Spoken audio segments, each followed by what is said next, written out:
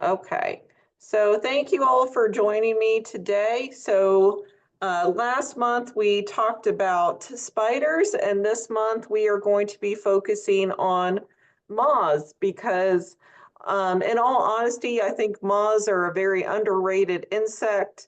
Very much they're overshadowed by the butterflies, just because we tend to think of butterflies as much prettier, I guess you could say. But a lot of the moths that we are going to talk about, and just overall, I think they're just as lovely and as beautiful as their butterfly relatives. So let's go ahead and get into it.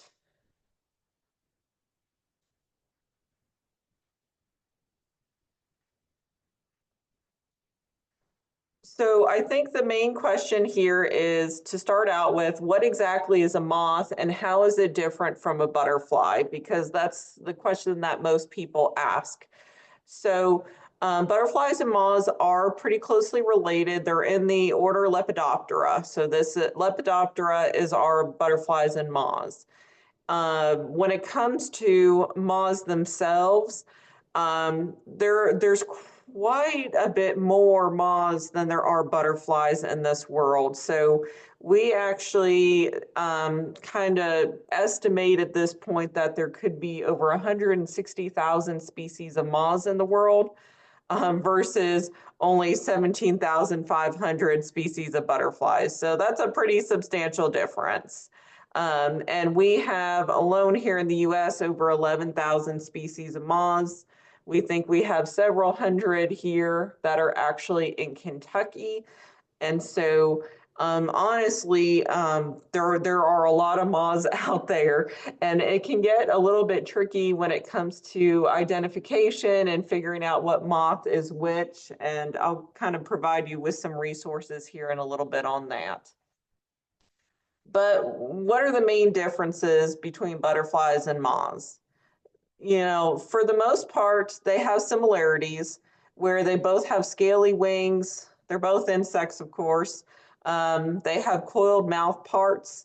Usually, that's the type of what we call siphoning mouth part, potentially a proboscis, where it acts as this tube that can extend out, and it'll basically siphon water and nectar from different flowers, as well as even some kind of some rotting fruit and things of that nature. So potentially they could have very similar mouth parts, although some moth species might actually be missing this mouth part, and we'll get into that here in the next few slides. But really, whenever we look at moths and butterflies, the main difference that you see is in their antenna.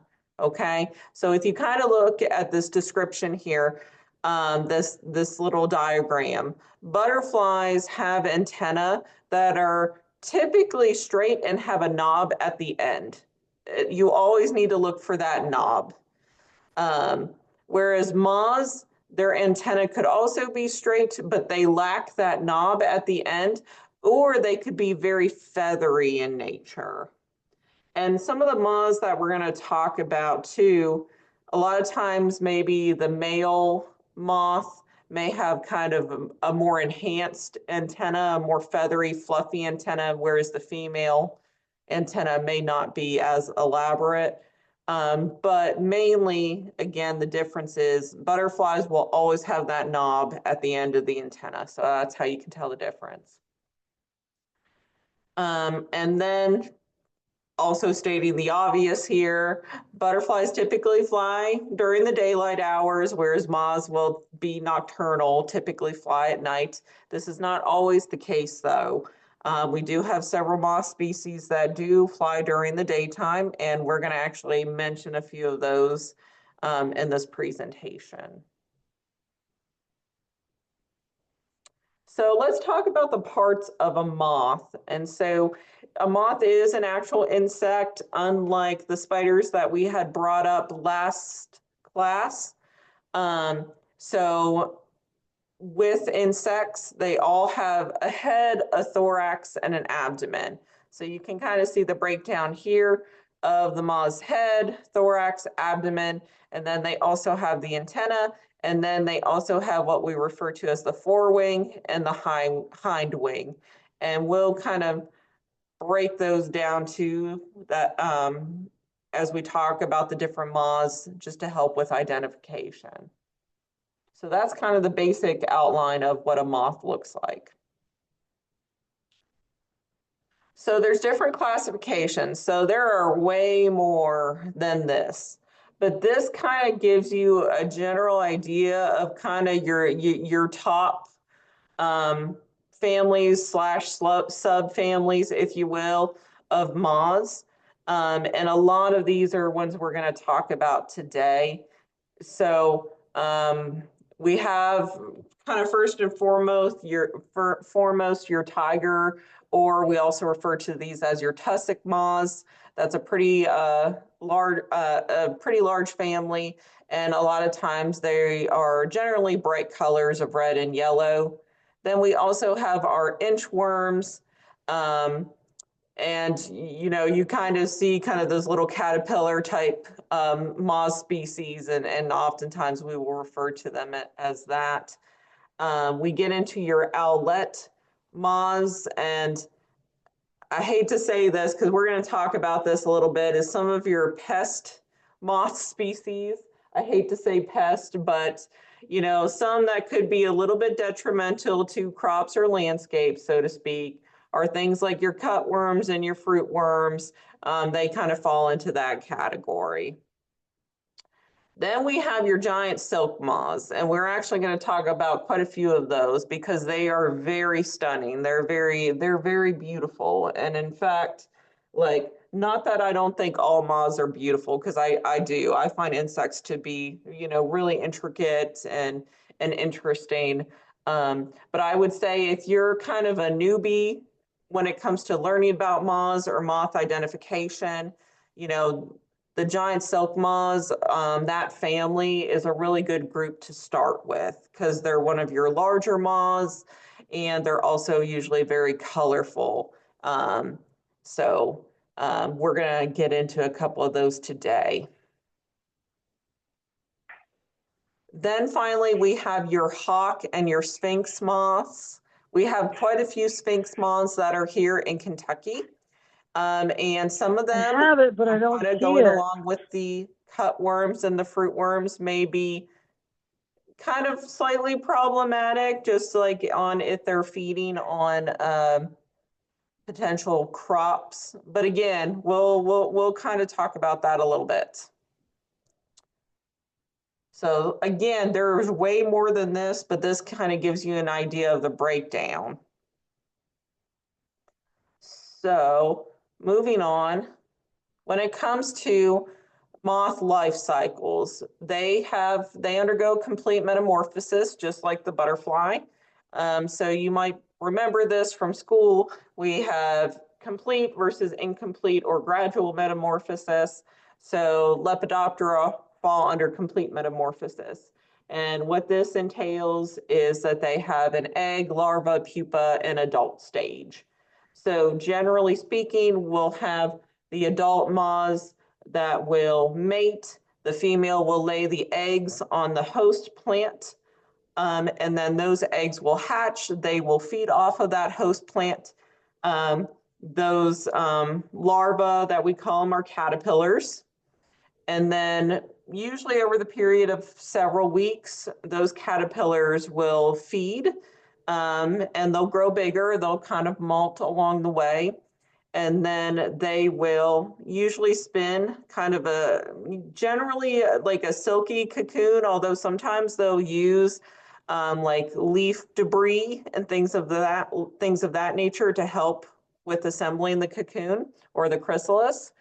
And then they will pupate.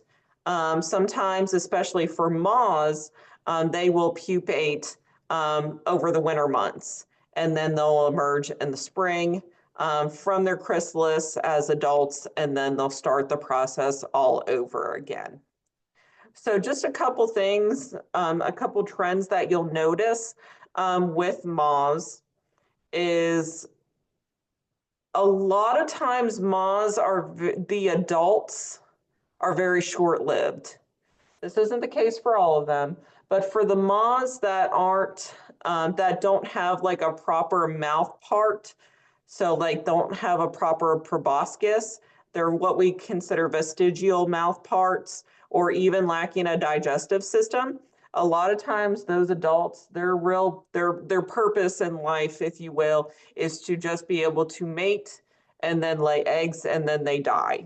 Okay, so some of these adult moths may not even last over a week. Now, with that said, we still have moths that are in many ways pollinators, very similar to butterflies, where they do have a proboscis and they do go to flowers for nectar sources. But you kind of have that mix with moths, is that it's kind of one or the other, really. Something else too is a little bit similar to butterflies, is the male and females can vary a little bit in size and coloration. So you may see some differences there. Generally, the female moths are usually bigger, okay? May not always be the case, but generally the female moths are going to be bigger. And then a lot of times the male moths are going to have kind of those fluffy antenna. So again, it's not the case with all of them, but that's kind of that's kind of the trend. Okay. So when it comes to identifying moths, some resources, let me tell you, there's not a lot out there. We don't have a lot of field guides that are devoted to moths. We do have Peterson. A lot of you are probably familiar with Peterson field guides. We do have field guides for moths of the northeastern United States. They do have a western US one as well. Sometimes we do have field guides where it is both butterflies and moths that are included in that field guide. But if I'm being honest with you, it's usually pretty heavy on the butterflies. And so it's almost a little bit tragic in a way, because like I say, I think moths get easily overlooked when really there's so many cool and interesting species out there, and many probably that we still have yet to know, to explore, really, just exploring these different species of moths and finding new species. Um, and especially with just how many there are, the magnitude of how many moths there are in this world is pretty astounding. Um, but unfortunately, we don't have a lot of resources on there. So you can try these field guides. Of course, if you're going to a website, always look at a .edu website for information. Honestly, we do have a lot of apps now with identifying insects. The one that I would recommend most is iNaturalist. Even if it's not going to give you the exact species, usually it will give your top 3 to 5, potentially your top 3. Usually it's relatively accurate. And so I use iNaturalist, when it comes to plants, but you can use that for insects as well. Another great resource for those of you that are on Facebook. So Facebook, there is a page called Kentucky Bugs.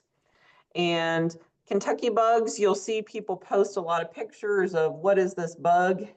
Even you can do that yourself if you want to.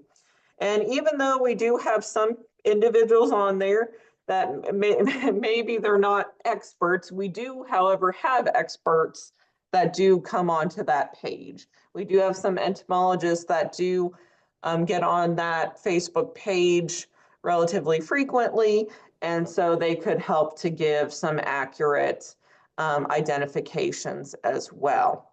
So you kind of have a mix here. So you've got field guides, you have an app, or you can even get on this Facebook page and try to explore.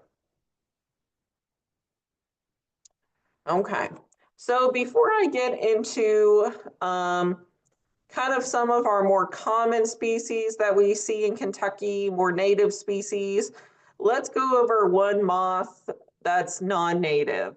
Now, this isn't really so much of an issue in West Kentucky. We don't see it very often in West Kentucky or even in Kentucky in general. Sometimes we might see a few cases out east. But this is something that is a problem, especially in the eastern United States. And that is our non-native invasive spongy moth, formerly known as the gypsy moth. Um, and so these can be very detrimental um, to our tree species, especially even though most trees can tolerate some populations of this eating on them. Things like our white oaks, our pines, hemlocks can be especially vulnerable.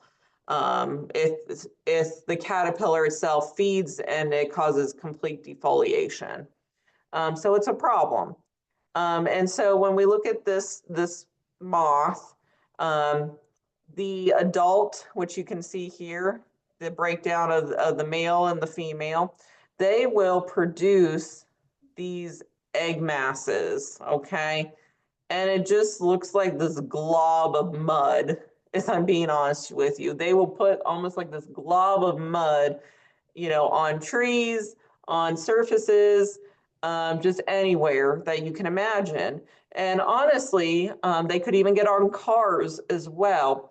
And so I don't know if any of you have experience with this. I certainly do, being from Pennsylvania, but when I moved from Pennsylvania to Kentucky 10 years ago, I had to fill out paperwork saying that I inspected my vehicle and made sure that it did not have spongy moth egg masses on there because I didn't want to risk spreading this invasive insect species to Kentucky.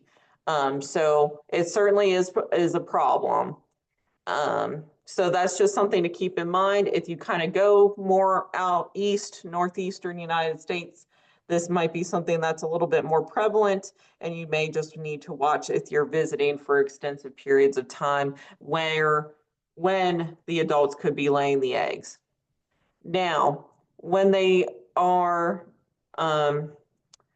when the adults are laying these egg masses, you can imagine, as you can kind of see with this picture, it's quite a lot of eggs. And so we have quite a lot of caterpillars that are going to hatch from there. Now, the caterpillar is pretty easy to identify based on the spotting.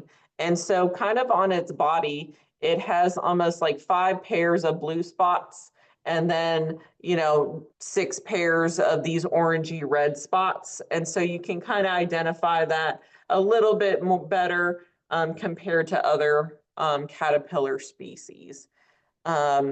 Again, not something that we generally are concerned about out here in West Kentucky, but certainly if you go out east, you could see some populations of this, and we need to be mindful of that we aren't spreading this invasive species around. All right, with that, let's move into some of the moths that we're going to talk about, some of the native species. So we're going to, again, I'm kind of focusing a lot of our silky moths. So this is like our Cecropia moth. This is our largest of the North American moth species. When it comes to, you can just kind of see with the picture, it's quite gorgeous.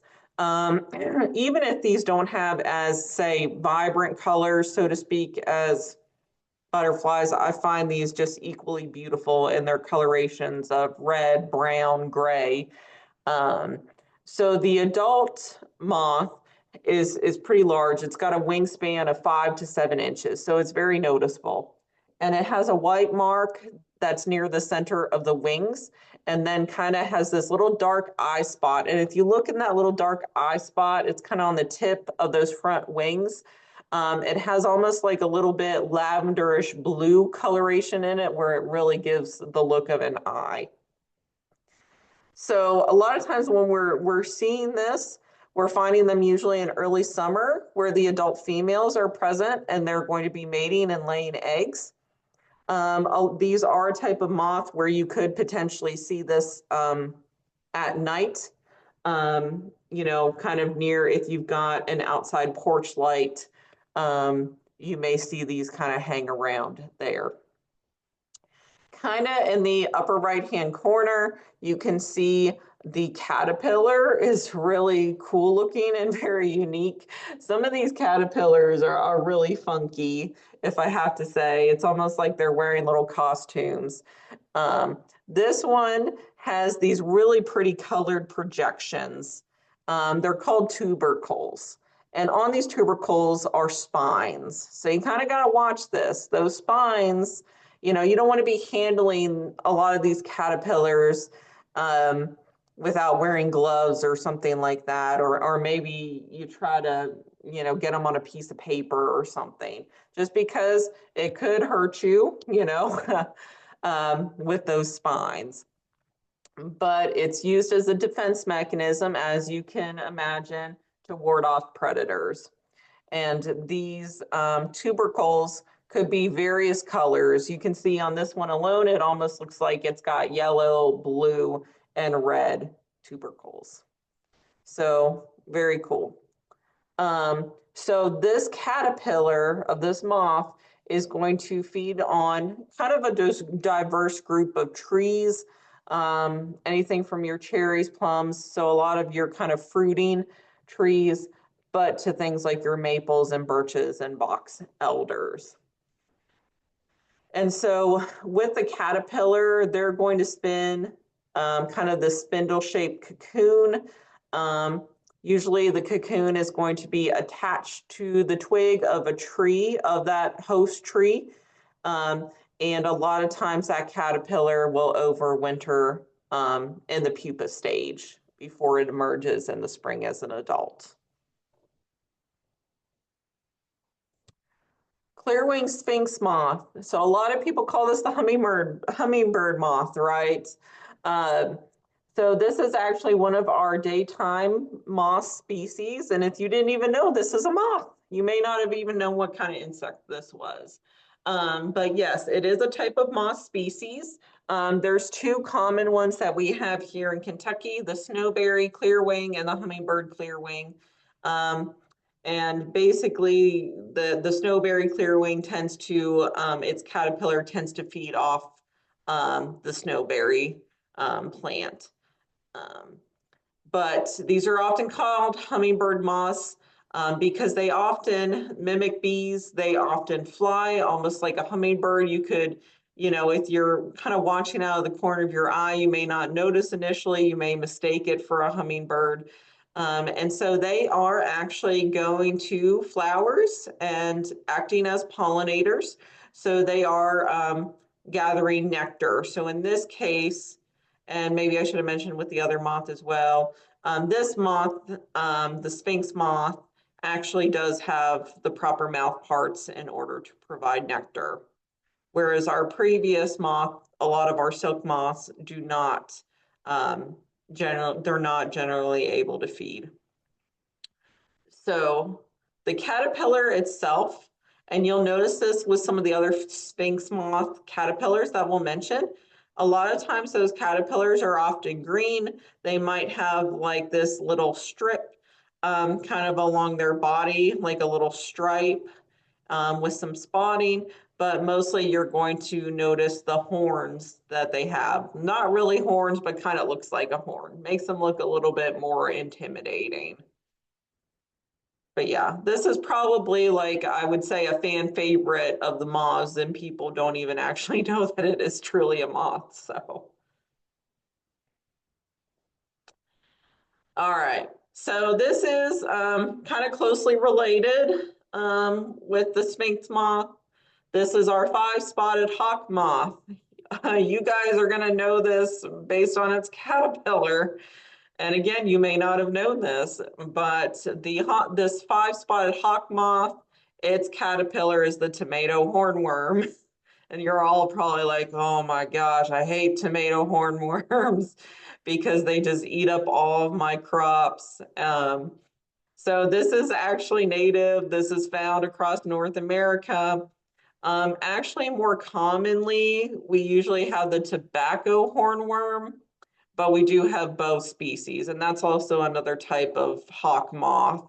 Um, so kind of the breakdown before I get into the adult, let me go to the caterpillar itself, and you can see that on the bottom picture.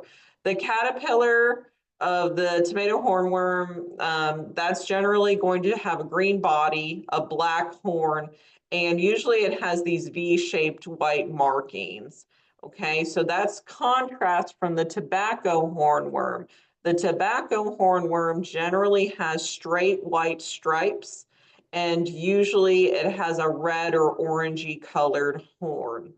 Okay, so that's the difference between the two of them. So there's a good possibility that you may have had one or both or all of them feeding on your crops before. And these are going to they prefer the Solanaceae family or the nightshade family as their host plants. So things like your tomatoes and peppers, your potatoes, all of those belong to the Solanaceae family. So that's what they're feeding on and relying on as a food source to complete their life cycle. And again, I know it's very difficult because you probably look at these creatures like these are a menace. But if you look at them from the perspective that they're just trying to complete their life cycle and kind of live, then I don't know, maybe be a little more understanding. I don't know. But I get it. That when it comes to these, we might have show little mercy to them.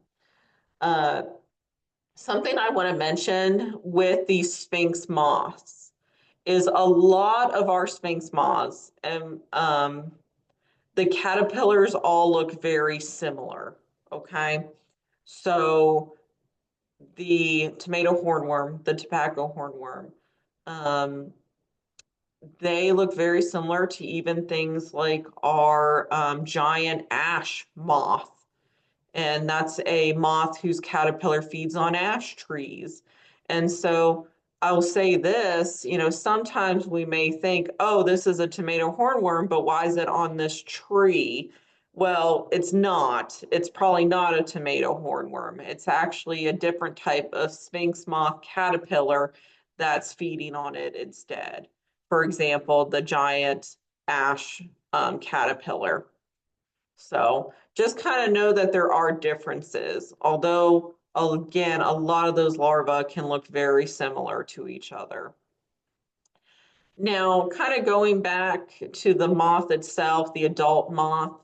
So you can kind of identify the five-spotted hawk moth based on um, on its abdomen. It has generally 5 to 6 yellow bands or kind of these little spots on them. And then the hind legs have kind of this zigzaggy pattern on them.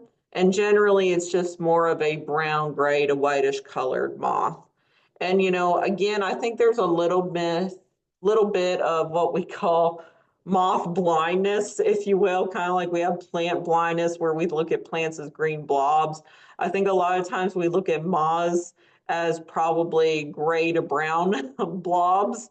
We think they all look the same when really, if you just take a closer look at them, that's not true. They do have various patterns on them, various sizes, colorations.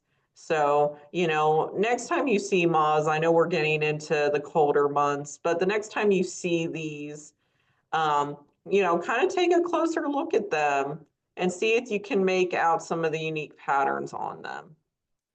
So with this moth, these are generally going to fly more at dusk, and then they're going to lay their eggs on the upper leaf surfaces of those Solanaceae crops.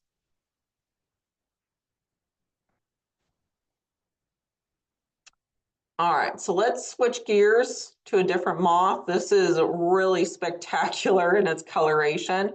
This is called the green striped maple worm. As you can imagine, its caterpillar is feeding on a lot of host trees like our silver and red maples, but also can go onto box elders and even some oaks too. But it goes by the other name rosy maple moth. I wonder why. You can kind of tell that the adult has this beautiful rosy coloration on those forewings. And they're kind of separated by this pale yellow band. And then the body itself of the moth is this kind of really fuzzy yellow body. And it's kind of hard to tell by the pictures, but the legs themselves are also a rosy red color. So it's quite a pretty moth. Although you may not be able to, these are 1.5 to 2 inches. So it's not a huge moth. So you may easily not even notice it or really be able to see that coloration if you're far away, but it is quite pretty. Um, when it comes to the caterpillar itself, it kind of reminds me of a watermelon. Is that it kind of has that green and white striping like a watermelon on it. And then it's got these little curved black horns behind the head. And then kind of near its rear end, it has this little rosy red colored section. Um, the one thing that you have to watch with these caterpillars is they can pretty well strip host trees. So if you have some maples and you're like, this is just getting torn up, check to see if you can find any of the caterpillars because it could be this maple worm that we refer to it as. Now, when it comes to the caterpillars, they are, after they've, molted kind of a few times and they're fully grown, they're going to make their way to the ground and they're going to go into the leaf litter. And into the leaf litter, they're going to form their chrysalis. Okay. And so generally, these could overwinter as a chrysalis in that leaf litter. And then the moths, the adults, are going to emerge in May and begin laying eggs. And they're going to lay hundreds of eggs, honestly, and they'll usually hatch within a week or two. Now, I will say, sometimes depending on the moth species, you could have multiple generations a year. So not all of these moths are going to be pupating over winter. Sometimes depending on when the adult lays the egg and the caterpillar emerges early in the season, they could go ahead and pupate and form an adult, and then you get another generation later in the season. So it just kind of varies where it is. If it's in more northern or southern locations, you may get more or less generations, depending on the moth. Okay, the EO moth. Oh, this is a fun one. This is like the one that you kind of see to intimidate predators because it looks like it's got two huge eyes on it. These are also super fuzzy as well. These are a little bit larger, about 2 to 3 inches in wingspan. The female and males are going to vary a little bit differently in coloration. So this larger picture here, this is a female. They're going to be more of an orangey red brown color, whereas the males, kind of this top picture, are going to be more yellow to orangey brown. Both of them still have that bright dark eye spot though on their hind wings. And also you'll probably notice the males have a little bit more of that kind of fuzzy feathery antenna where the females are lacking a little bit with that. So again, this is another type of moth that is not going to feed. The adult is not going to feed. It's not going to live very long. When it's an adult, it's going to mate and it's going to produce eggs and then it's going to die. Now, I will say what's interesting to note, especially with a lot of these kind of silk moths, if you will, is the males can travel pretty far distances in search of a female. Like they're persistent. Like they're going to try to find a female at all costs, even if they have to go a long ways to do that to be able to mate. So generally the females, they're going to lay egg clusters on the undersides of leaves. The caterpillar that you can see here, the caterpillar is going to vary in coloration. Can be anywhere from a light green to almost yellowy color. Usually it has kind of this reddish purplish band with a little white band underneath it that goes across its body. And then this one is also covered in spines. So again, used as a protective defense mechanism. You do have to watch this because if you touch this caterpillar, it can create a really painful sting, okay?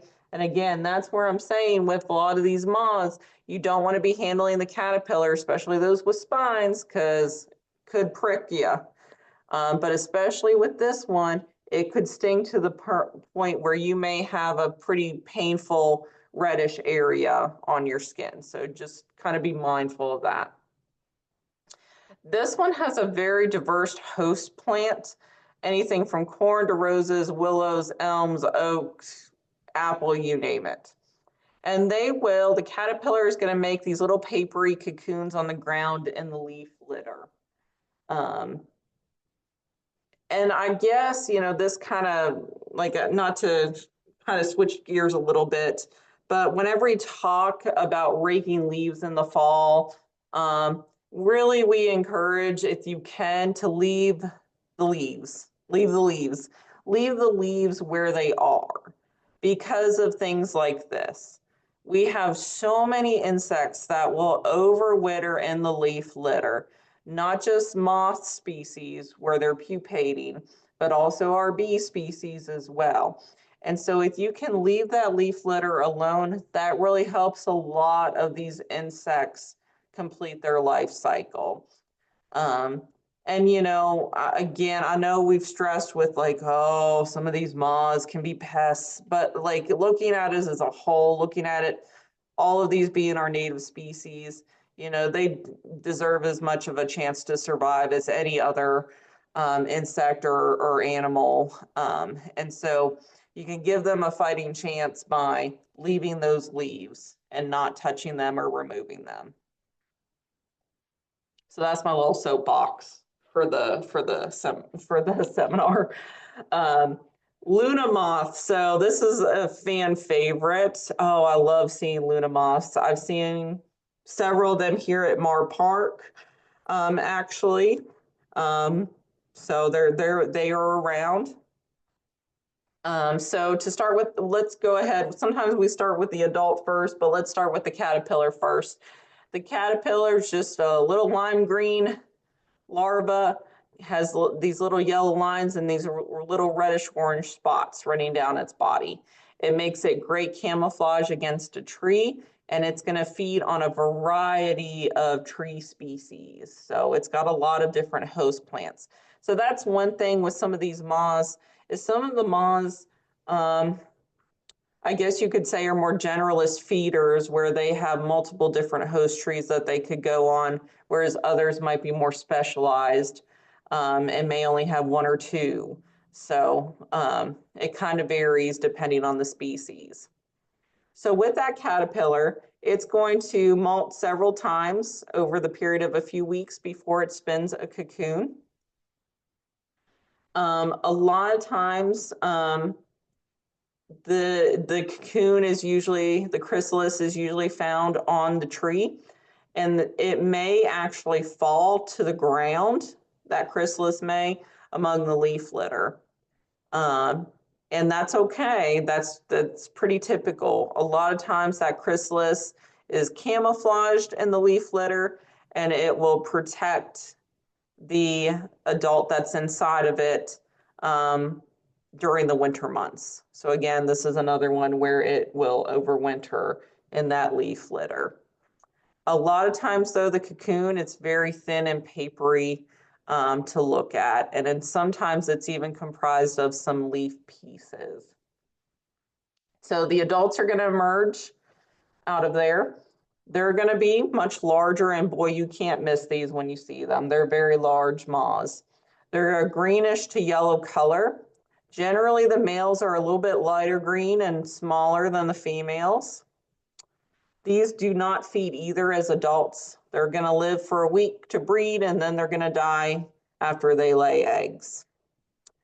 Predominantly, these are active at night, although I have seen some of these during the day as well, kind of attached to structures, like the side of fences or sheds or things like that. But typically, you're going to find these along a lot of your wooded areas, your forested areas. And then depending, you could have 1 to 3 generations per year, depending on where you are in the US. But yeah, I think most people, Luna moth is everyone's favorite. It's understandable. You know, it's kind of the poster child when it comes to the moths that you have to appreciate. All right, milkweed tussock moth. So we have another lepidopteran species that feeds on milkweeds. So it's not just our monarch butterfly caterpillars. And oftentimes, if you all are growing milkweeds, you very well could see this visitor as well. Um, Generally, let me say this, a lot of people are like, should I remove these? And it's like, no, they still deserve to feed with the monarchs. Just make sure you have plenty of milkweeds so there's plenty of milkweed to go around for them to eat. But this is a moss species where its larval host plants are the Asclepius genus. They also can feed on dog bane as well. So it's not quite limited to milkweed. It will also feed on dog bane too. Unlike the monarch butterfly caterpillar where it is just on milkweed, the Asclepius genus. So you can't miss the caterpillar. It looks like something out of Halloween. It's got orange, black, and white hairs all over it, all over its little fuzzy body. Again, you don't want to be handling these though. They're going to feed exclusively on milkweed plants, and the benefit to that is they have adapted to the point where they can actually tolerate the toxicity because milkweeds are toxic. A lot of animals cannot eat these, but these caterpillars can. And so if say a bird species were going to come and try to eat the caterpillar, they probably won't eat that caterpillar ever again because it probably didn't taste very good. So it's a good mechanism um, for the caterpillar to prevent predation because they're not very tasty. So yeah, potentially a bird could eat one, but generally that bird's not going to go after them again. So the caterpillar is going to feed on the milkweeds, and they'll overwinter as a pupa, and then they'll emerge as an adult in the spring months. And the adult, again, we kind of get the, oh, this is just a gray and brown moth. But with this moth, if you kind of take a closer look at its body, it has this beautiful yellow body with these black markings kind of all the way down. So you can kind of distinguish it from other moth species. And those adults, whenever they breed, they'll lay the eggs. Generally, it's going to be on the underside of the milkweed leaves. So you can kind of try to spot them on the undersides. But again, you know, let these be too. They deserve to be on milkweed plants just like the monarchs. Again, these have a lot more caterpillars, so make sure you have plenty of milkweed to go around if you can.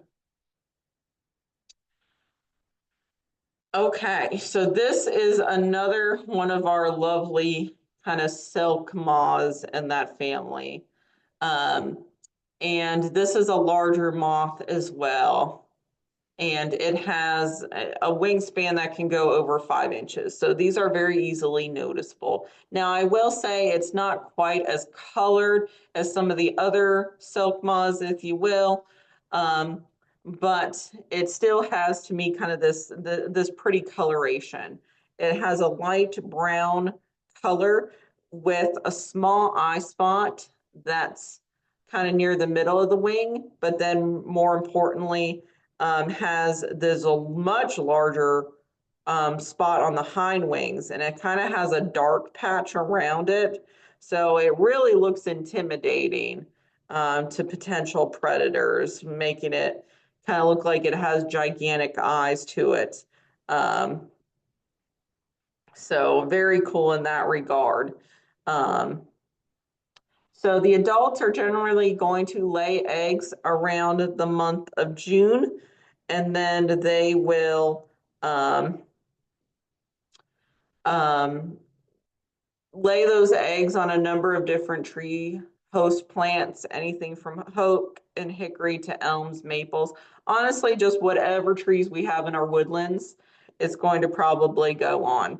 And then the caterpillar will feed and then spin a cocoon, and then it'll overwinter in that cocoon as well. So again, you're kind of seeing a lot of the similar life cycle when it comes to our giant silkworm moths. And I'll say this, the caterpillar, again, kind of more of a light green coloration with little white bars. It's kind of more of our stocky, a very stocky caterpillar. Ah, the royal walnut moth. I love this guy, and I see this around. I've seen it over at my house, honestly. It kind of sometimes I've seen it near our back porch light. Um, but really, I've seen only the adult moth. I've not seen the caterpillar, and the caterpillar is pretty cool looking.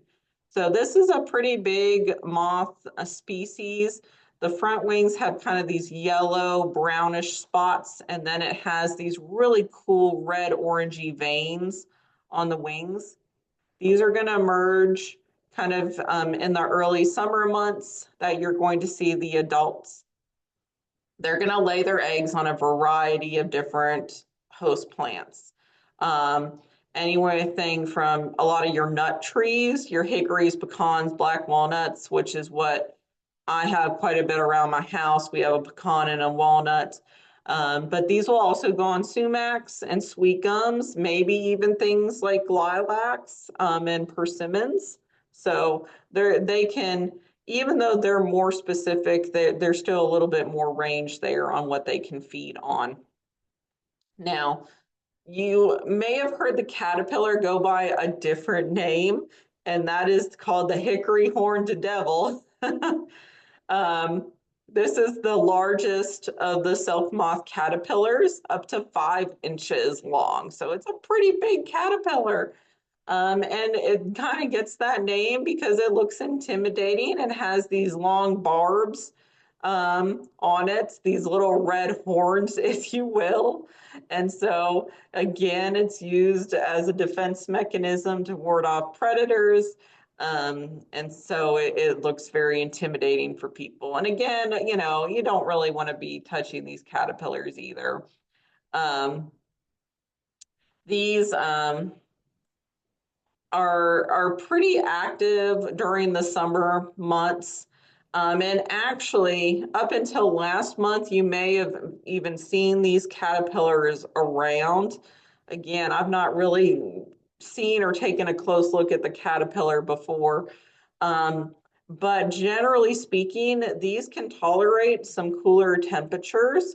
Even a light frost is not going to deter the caterpillar from still being able to feed on the host tree. And so as we get kind of later into the season, these are going to burrow into the ground and they're going to pupate and they'll overwinter. And then the adults will emerge. The adults do not feed either. Um, so again, kind of completing that life cycle of breeding and laying eggs. But again, I mean, this is just both caterpillar and moth look very neat looking. I love this guy. This is called the spiny oak worm moth. The adults, very cool. Generally, the females are larger, but the males are redder than the female, kind of more this reddy orange color. And if you kind of look at it closely, it has a lot of these little black specks on the wings and has what we call a post-median line on the wings as well. So the females are going to lay eggs in clusters about 5 to 20 eggs per cluster, and those are going to hatch in about 2 weeks or so.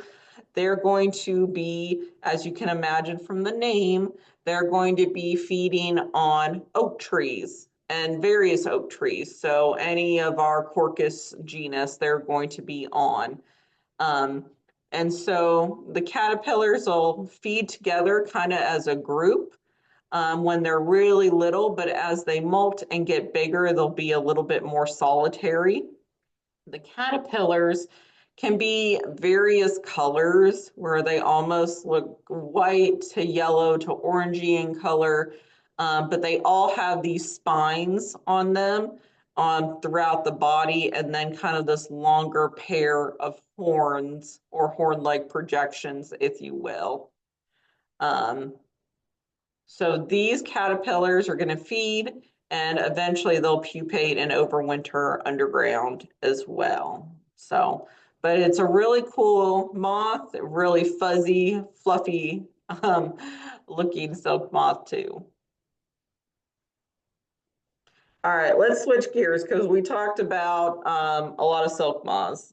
But again, I kind of want to introduce silk moths because I think that's a good introduction to help people understand that there's more than just gray, the gray and brown moth blobs. They really are quite an interesting group of insects. Now, this is one, okay, I get it. Y'all aren't going to be so thrilled about. But guess what? They're found here in Kentucky, and they're native to all across North America, from Canada all the way down into Central and South America. You can't get rid of these. I'm sorry. So that's the squash vine borer. You may not have even realized that this borer is a type of moth, and we do have several moth species that do act as borer insects.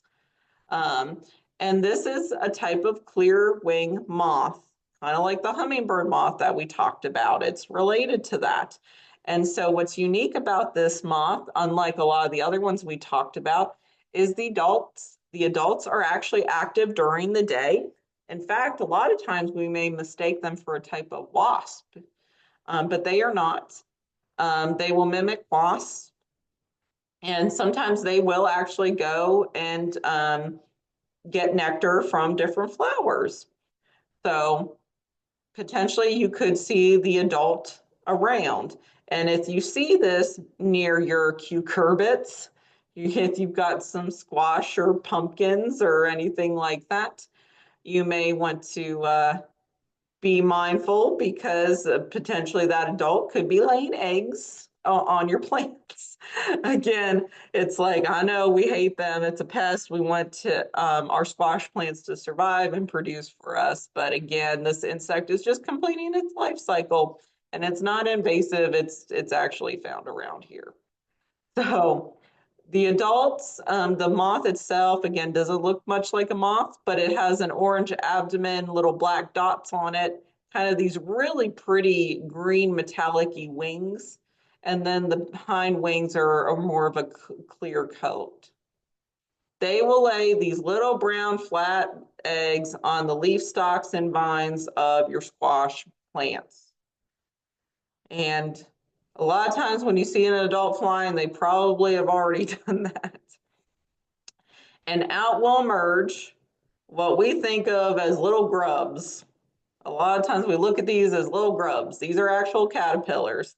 They're kind of this little white cream colored, and they have a little brown head. And usually they'll hatch from those eggs within about a week or two. And as soon as they hatch, they're immediately boring into the stem, immediately. And they will feed for several weeks in your plant. And that's when you'll start to notice symptoms on your plant like wilting or chlorosis of the leaves, and then eventual plant death. After it's done feeding, it's going to pupate into the soil, and it's going to overwinter right at the soil surface, and then the adults are going to emerge in early summer and start the process all over again. Again, take it what you will. If you hate these and you need to get rid of them, you know, that I understand. But again, also be mindful, this is just another moth that's trying to do its thing and just live and survive. So, but they are around. And so again, if you're seeing those adults or you notice the eggs, like if you're trying to get rid of these, remove the eggs. Like you could remove the eggs with like a paper towel, like a wet paper towel or something like that, and dispose of them before the larvae become problematic. And some people have had success actually cutting um, through the through the vine itself and eliminating the larva without killing the plant too. But this is not one of those. This is not my class on squash vine borer. So we'll move away from that. Last but not least, I'll finish up here because I know I'm out of time. This is one of my favorites. It's a sycamore tussock moth. We have a sycamore in our backyard that I'm very fond of, and every year I see these guys everywhere. Again, you don't want to touch them, but they're so fun. They're so fuzzy. The caterpillars have these white to yellowish hairy bodies and these long bristles. They have both long orange bristles and long white bristles kind of on the front and rear side of their bodies. Again, don't touch them if you can because they may cause irritation on the skin. But if you have a sycamore around, that is its host plant and it will be everywhere. So we see this all the time on our back porch. They kind of hang from these little fine silk strands and they just wander everywhere. And honestly, I find them to be so darn cute. Again, it's like maybe I'm in the minority here when it comes to insects being cute, but I find them adorable. So the caterpillar is going to be around for about a month or so, and then they're going to form cocoons and emerge as adults a few weeks later. So again, this could have multiple generations. Although the generation right before as we get into the fall, may pupate and overwinter. A lot of times the adults are going to lay eggs on the bark or the branches of the sycamore tree. And the adult is going to be this very, very pale brown with bands of tan and brown, almost white along the wings. But how you can really differentiate it from other moths, because it does almost have, I kind of find the wings to almost have this camo appearance similar to the camo of the bark of the sycamore, which is kind of neat. But really how you can tell is kind of on its body. It has these different colored hairs that can be anything from yellow to white to orangey to that blue color. Sometimes you'll see that bluish color. And then you'll see a little bit of the orange along the legs as well. So you can kind of figure out that that is the moth that goes with this caterpillar. But more than likely, you're probably not seeing the moth very often. You're seeing the little caterpillar, and boy, will they travel. Like I said, they will wander. I've even had some of these get into my house before because we've got this enormous sycamore and they just get all over the place. So, but I find them very cute and fun to watch. All right. With that, I'm going to go ahead and stop the presentation. I'm going to stop recording.